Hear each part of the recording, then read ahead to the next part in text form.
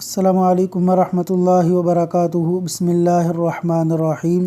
بدبختی سے بچنے کا نبوی وظیفہ، صحیح مسلم حدیث نمبر 2080۔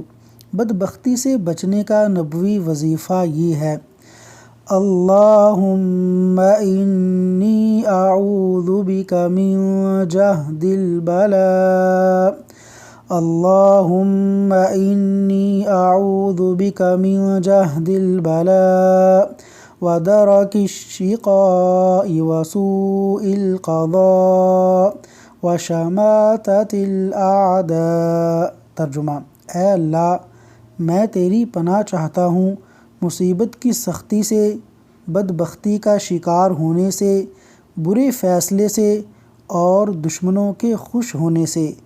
اللہ تبارک و تعالیٰ سے دعا ہے کہ اللہ تعالیٰ ہمیں بدبختی سے محفوظ رکھے اور ہم پر اپنا رحم و کرم نازل فرمائے، آمین۔